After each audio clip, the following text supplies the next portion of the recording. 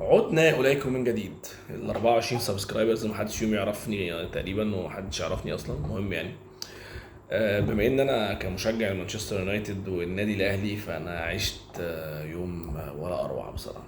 انا كانت مشكلتي الكبيره بس ان مانشستر يونايتد كان بيلعب ماتش الكاس قبل الاهلي على طول، ومانشستر يونايتد كسب. فكان عندي قلق وتخوف شديد جدا ان اكيد ربنا مش هيخلي الفرقتين اللي انا بحبهم يكسبوا يعني. فكنت حاطط ايدي على قلبي حتى اليوم ده عشان ما نحس حد من الفرقه، ولا لبست تيشيرت الاهلي ولا مانشستر يونايتد. رحت لبست تيشيرت اتلتيكو بالباو، فصوتي طبعا رايح من الماتش بس يعني مش مهم عادي. فالواحد بصراحه عاش ليله ولا اروع. مانشستر يونايتد روقوا سيتي بالاشبال بتوعنا، كابتن كوبي ماينو وجارناتشو والمايسترو برونو فرنانديز، والثنائيه الدفاعيه بقى لما رجعت الدنيا اتقفلت ورا، اللي هي الجزار كابتن ليساندرو مارتينيز ليتشا، واللي احنا بنودعه خلاص ده اخر ماتش يعني مع مانشستر يونايتد فران. هي ويل بي ميسد جدا. anyway يعني ماتش الاهلي طبعا احنا كنا في الاستاد. صورنا لكم شويه حاجات لذيذه كده من احتفالات لتشجيع للتيفو بتاع الاهلي انصان يعني. انا بدردش معاكم دردشه كده، وبعدين كل الحاجات دي هتنزل الناس تتفرج عليها يعني. ال 12 ماتش كان صعب قوي. كولر بصراحه يعني مدرب صايع، تعلوب قوي بصراحه.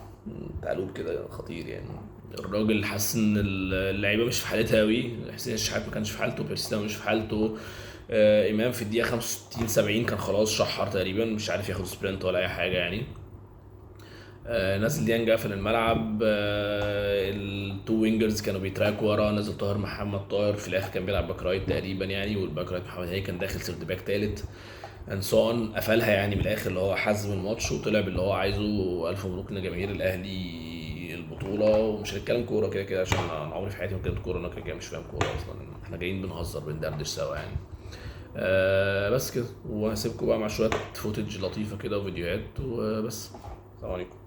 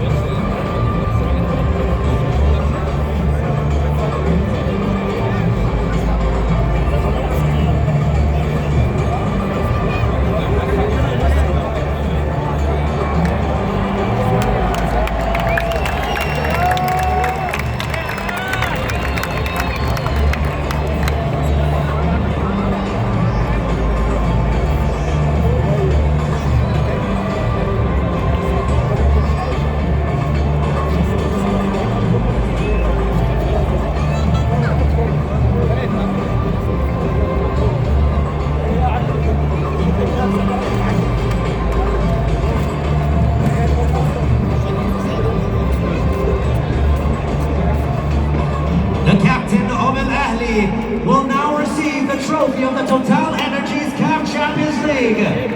أما الآن يستلم كابتن فريق النادي الأهلي كأس دوري الأبطال توتال إنرجيز 2023.